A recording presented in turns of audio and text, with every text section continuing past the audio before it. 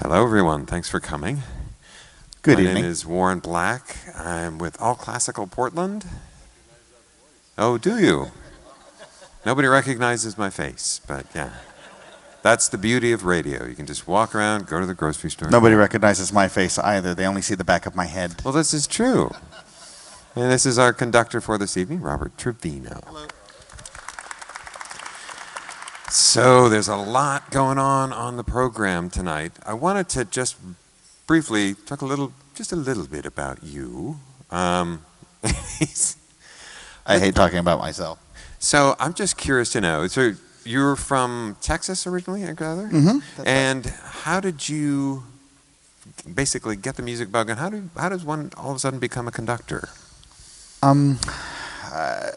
I don't come from a musical family. My father was cutting sheet metal for General Dynamics, working on the F-16 wings until he got laid off. My mother, my parents were really young when I was born. I was 8; they were 18. So, they were just working very hard to try to put food on the table.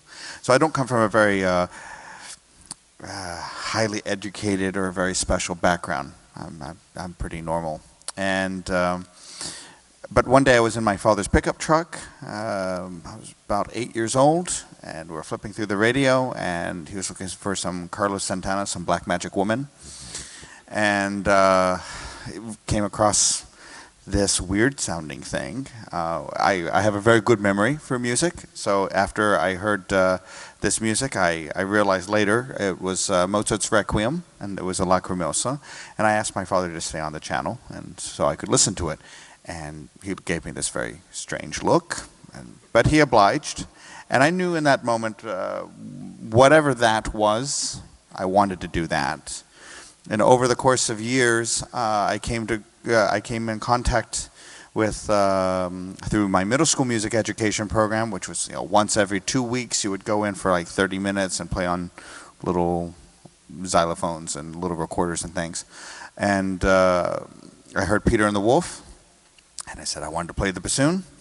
And then about a year later, I saw Seiji Ozawa conducting on PBS, Boston Symphony. And I said, now that looks pretty cool. I'm going to do that. I think that's called a conductor.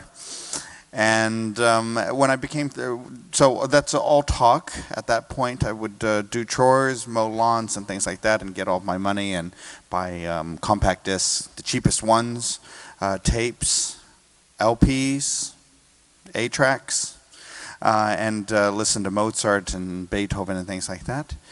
And when I became 13 in middle school, you could start to sign up for actual band class. I walked in that day, I couldn't wait, walked straight into the band room and said, I will be a bassoonist. And that teacher gave me thank you, yes. Long live the bassoonist. And that teacher gave me a little bit of a strange look, but also obliged. Interestingly enough, next week I'll be in Fort Worth. I'll be conducting the Fort Worth Symphony, which is my hometown orchestra, and I have never conducted them actually. And it'll be a homecoming. And in the audience, I already know, because I'm Facebook friends with my old middle school music teacher. And she's going to be sitting in the audience next to my middle school band director, next to my middle school bassoon teacher. All of my family will be there. It's going to be really amazing for me. So, yeah, coming home. Yeah, nice. All right.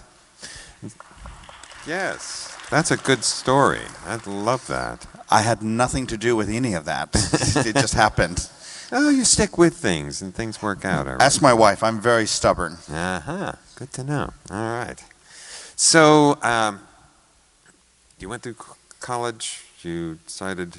I know you've worked with some great conductors, David Zinman, yeah. Michael Tilson Thomas. So when I was 15, I was in high school. In my sophomore year, I dropped out of high school. I got very angry. Being in my normal public school setting, I was a very good student, could study most things on my own. And kids in my class wanted to talk about Britney Spears or whatever pop musician and make noise while I was in my AP biochemistry class learning about, how to get the right genome sequence out of a different cow and a bull, and if you wanted to get different types of characteristics out of them. These things interest me. still to this day interests me. And I remember I just got so angry, I just slammed my book closed and I walked out of the school and I said, I'm never walking in here again. Now, at this point, I had already won my first audition as a bassoonist in a professional orchestra, and I was already making money and being quite independent, to my parents' great dismay. And I ended up graduating high school when I was 16. I finished in 3 months at homeschooling, and then I went to university. And I went to University of Texas at Arlington. Didn't quite feel I was ready to leave home, even though I had been accepted to other schools in Chicago and things like that. And my family had no money to help me go to school. I mean, I had to do it all with scholarships and things. But then, while I was there, I was already conducting. I had put together my own orchestra, a little professional group, semi-professional. I have to say semi-professional at this point. I know what professional is now. It was very semi. And the semi part was me, not the people playing. And I started working with some conducting teachers, and then I was accepted to go. I wanted to transfer out of UT Arlington, and I went to Roosevelt University in Chicago. And there I was studying with the principal bassoon of Chicago Symphony, and that's where I met David Zinman a few years later at Aspen. He accepted me to his program. Michael Tilson Thomas, this was after that.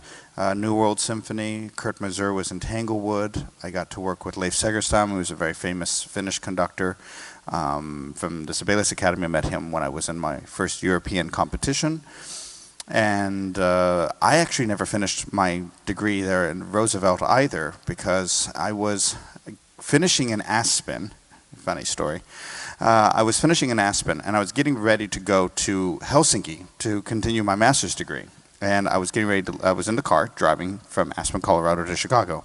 My house was all packed up, and I had been accepted to the Sibelius Academy, which they only have about 3 conductors at any given moment, so it's a very, very difficult program to get into. And on my drive back, I got a phone call, a weird New York number, a gentleman named Ed Yim, who at the time, who I knew a little bit before, was an agent at IMG in New York City, and he was taking over the job of artistic administrator at New York City Opera at Lincoln Center. And he called me up and said, Robert, we need an associate conductor. Would you like to take the job? Well, okay. I said, yeah, I would love to, but I'm supposed to be in Helsinki in 1 month starting my studies at the Sibelius Academy. And I said, I have to call my teacher and see if it's okay. So he says, okay, give me a call back. So I hang up the phone. I get on the phone to call my teacher, Leif Segerstam. And I don't know if you guys know Finnish people very well, but they can be very, very short in their responses. So I will imitate Leif, who, by the way, is about the size of a pickup truck himself. Very formidable human being. And so I called him and said, Leif, I've been offered a job, New York City Opera. I'd like to take it. What do you think? Take the money. Take the job. Go. Goodbye. Click. True story. So I call up Ed Yim afterwards, and I said, yeah, okay, I can come. He goes, great. You need to be here in 2 days. And do you know Don Giovanni? And I said, yeah, I studied it, I prepared it, I'd never conducted it, but I study scores like people brush their teeth. I just do it not all the time, but you get the point. I study scores all the time. And he says, great, because you need to conduct in 2 days. And I said, okay. So I got to Chicago, I redirected my bags, and I grabbed my score, and I moved to New York City, and I was supposed to finish my undergraduate degree at Roosevelt while I was in the Sibelius Academy. I was going to finish my last English 102 class and one other course. And life got busy, and I kept getting hired. That's why I'm here. And yeah, I never finished. And I sometimes feel bad about that, but they keep calling me an alumni now. So I think I'm getting closer to the day where they'll just give me the paper so that they can call me an alumni. So fingers crossed I make it that long. Well, I was an English major, so I think you're not missing that much. I think you did okay. Did the right thing. I'm brutal on the English language. Well, one other interesting conductor is you are conducting music director at Malmö, at the Malmö Symphony? Yes, Malmö Symphony, where James DePriest used to be. Where James DePriest, the yes. former, much beloved music director and conductor here, was for a long time, too. I worked with James DePriest, nice. actually. I met Mr. DePriest in Aspen, and he was so extremely gracious to me. And I got to work with him for a few weeks there, and I went to New York City while he was conducting New York Phil. Actually, I was in New York because I was working with the City Opera, and I went to study with him for another week. He was so very, very gracious to me, and I really appreciated the attention he gave me for no reason other than he just wanted to share with me. And I understand from other people who knew him that he was very much that way. Oh yeah, so if you mention James DePriest here in Portland, a big smile goes through the room. Everybody remembers him very, very fondly. I think you're right. Yes. So tonight on the program, it's an interesting, we go from a little bit of scene painting with a piece by George Walker, I guess the first African-American composer to win the Pulitzer Prize. Curious piece, anything you'd like to say about that? Yeah, George Walker. Do any of you know George Walker? I had the privilege to know him when I was an assistant in Cincinnati. And one of his last major works, Symphonia No. 4, which was written for the Cincinnati Symphony, I was working with him on premiering it. So I did all the editing work and corrections of what few mistakes there were in the score.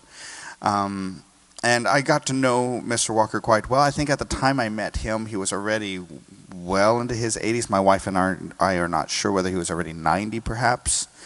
And he is a sprightly man. I mean, he could really even now he would have given me a run for my money. I mean, he's so full of energy. We had this terrible little coupe, two-door Ford Focus from 1960, and he was more than happy to crawl into the back and just, he was a very, very youthful character. And very, very hard-edged in a certain way. And of course, if you think about the time in which he was growing up in the United States, I think an African American, in general, had to have quite a thick skin and quite a strong sense of fortitude and not least of all, to accomplish something in classical music, which, I mean, even now today is a fairly closed-off community. It's we all know about this, that it's not the most diverse and easiest art form to get into. It takes so much training and so much effort, and it's very difficult. And yet he did that and became successful, and on top of that got a Pulitzer Prize. So for me, he's a big hero. He passed away a couple years ago. I was very sad about that, and I'm very grateful for the time I met him, and I've been trying to always program his music throughout the years, and this is for sure, I think, the shortest piece of his. It was either this or we were going to do some massive long piece, and they thought maybe we'll just do a short one this time. And you'll hear it. It's really youthful. It's very, very, very energetic. It starts off with a big bang and then very, very quiet for a while, and then it just picks up a lot of speed and a lot of energy, and it finishes just as quickly as it starts. It's about 3 or 4 minutes, depending on how fast I go. And today I'm feeling quite fast, so I think it'll be about 3 minutes. And it is a lot of energy inside of a 3-minute piece of music, and I think it's very George Walker-esque in the sense that if you had a moment to meet him for 3 minutes, you would feel that much energy come at you, and you would say, okay, I have a sense of the man now already. So I think you get a good sense of him already, even from such a small piece.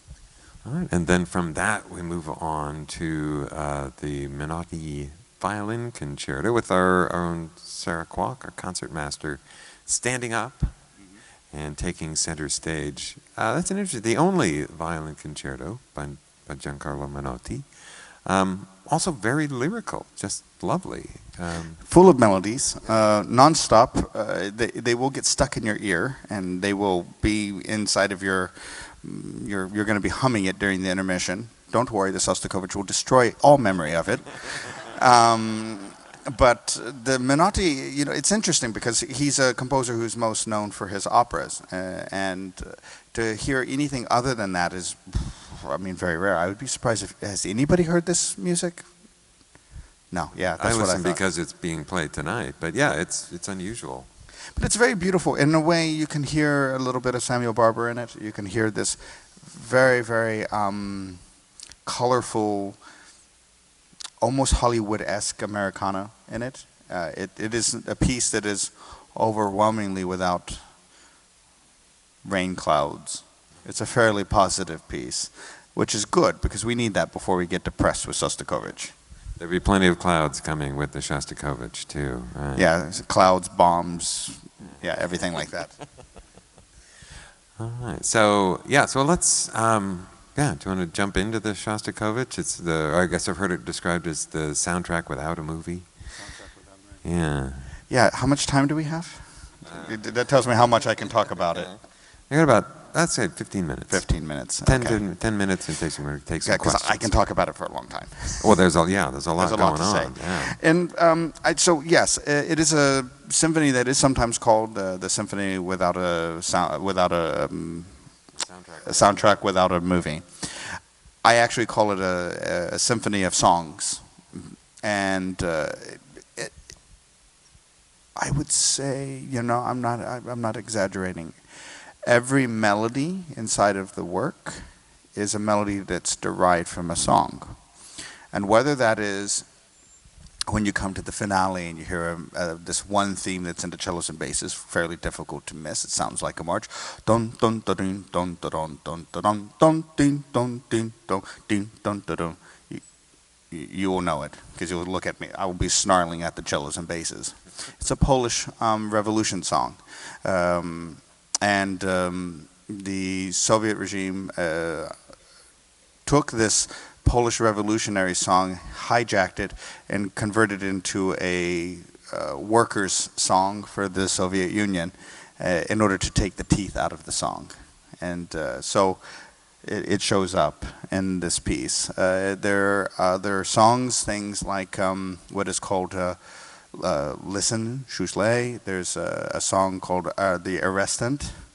There's a lot of songs in it. I mean, I can quickly give you a sense of them. The whole piece starts off in typical Moscow, St. Petersburgian height of winter, frigid cold, and everyone who is gathering with the sun barely even coming up onto the snow, everyone's gathering into the palace gates to speak to the Tsar and to ask for help. The song goes specifically, they're not, you are great Tsar, we bow our heads to you, but ask you for help because your assistants don't help us. So it's nothing to do with the Tsar, it has to do with his assistants not helping. It's very, very, very clever. And this song starts off like that, but it actually ends up being, gets morphed into another song that comes in the middle of the second movement. And you'll hear this music come quite a bit. And this sings, listen to the voice of the people. We're speaking clearly. Listen to us. And this gets morphed in the last movement. Between those two songs get kind of scrambled together and then mangled into this 5-note rhythm that you'll hear, this dum, dum, ding, da-dum, dum. You'll hear this over and over again in the last movement. And in Russian, which I will not try to slaughter with my horrible American accent, it is a 5-syllable phrase which means death to the tyrant. And you will keep hearing this over and over again. And the ending of the symphony comes again with this shushlet, this listen motive. And what is interesting to me is that the symphony is not necessarily just about the Bloody Sunday Revolution. It's also about the Hungarian Revolution. It's also about all revolutions, in fact, because Shostakovich said all revolutions are destined to end in bloodshed. And he saw that already enough times in his life. I remember reading when he was a young boy, about 10 years old, there was some type of political unrest, and he remembered walking home from school and seeing what he thought were a whole bunch of children playing in a tree, and in fact they were all dead, who had been shot by a passing by police officer from the opposing political party, and they were all just laying in the trees, dead, mangled. Can't help but that type of image at that young of an age was only the first of many violations of human decency and human dignity, if you can. And this symphony absolutely couldn't have existed while Stalin was alive. Stalin had died already by this point, and in fact, he had died while he was writing his 10th symphony. And it's interesting because in the 10th symphony, it was progressing to end in a very different way than it ended.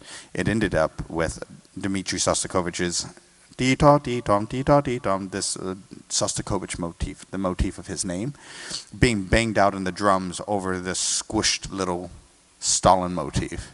If he had done that while Stalin was alive, he certainly would have been executed.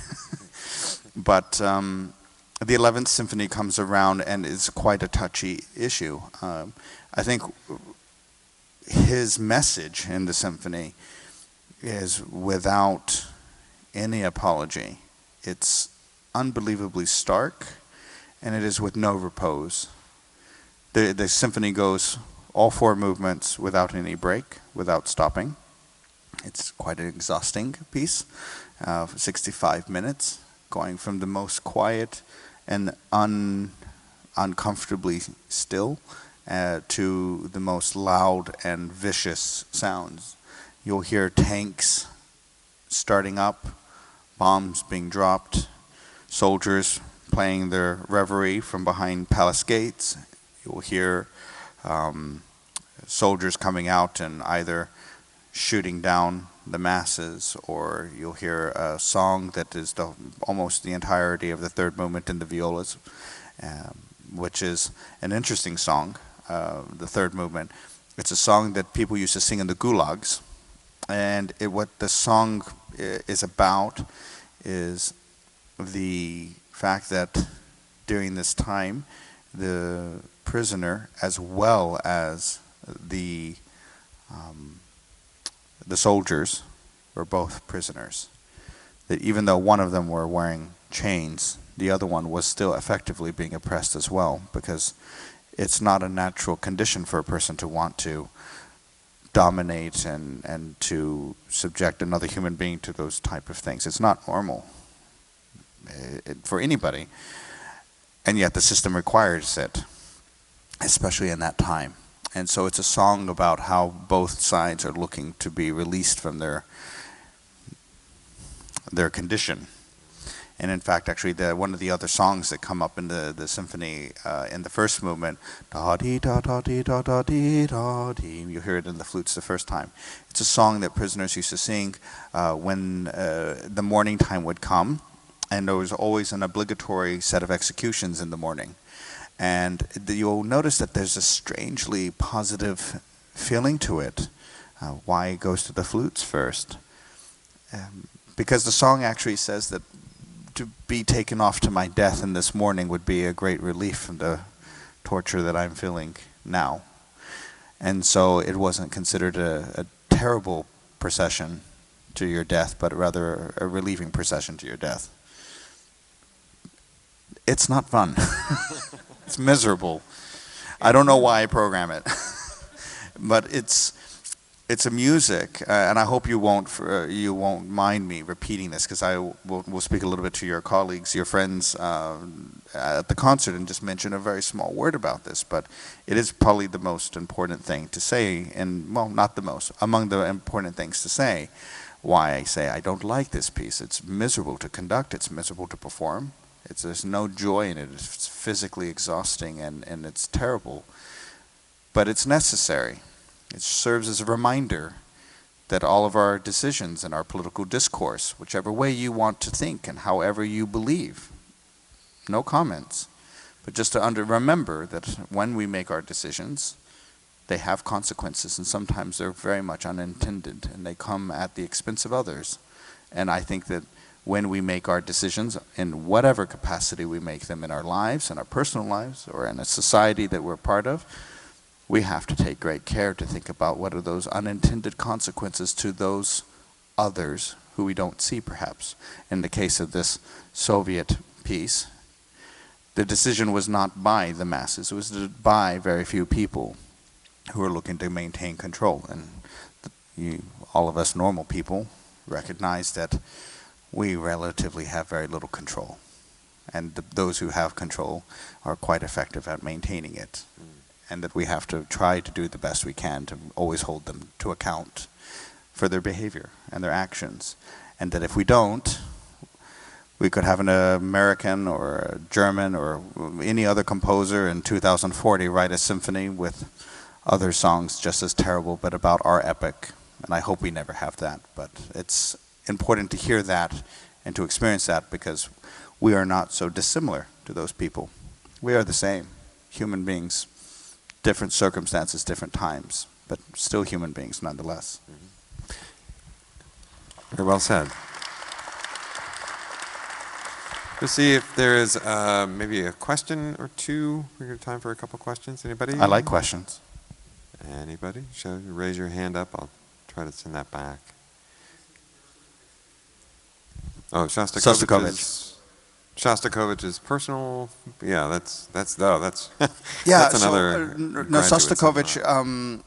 So Shostakovich was very lucky that he was very good at keeping his mouth shut. And when people would ask him, "What is your symphony about?" he would always say the most ridiculous things. I mean, it's about the perseverance of the human spirit. I mean, just very, very opaque things like that, that the regime couldn't put their finger on and say, "Oh, you are a Western sympathizer," or whatever. They couldn't say anything about it. And what is interesting to a person like me who gets to spend my life with this music is that the more you work on it, the more you study it, the more his ideas become quite clear. And he was very lucky that at the time, the people who were making the decisions in the government about what was acceptable or not were ignorant brutes. And those ignorant brutes couldn't hope to understand something as nuanced, well, anything nuanced, or anything abstract like music. Unfortunately, that's what makes music a very dangerous thing, actually. That's why Stalin made a very big effort to kill a lot of musicians immediately when he came into power. Because musicians are very dangerous people. Because before we had the pre-concert talks and things like that, a musician would write a symphony and perform a piece of music. But you can't actually say what it is. It happened and it goes away. In 2 hours, the concert will be finished. And there will only be the memory of what has been. But there is nothing tangible that you can walk out with other than what has happened inside of you and inside of your mind and your soul and with the others around you. And that's very, very dangerous to those who wish to maintain control and power, because we are offering an idea without a dictate and without a mandate of feeling or thinking one way. All of you will walk away from the concert wonderfully feeling a completely different way. And that is not what a person like Stalin would have wanted.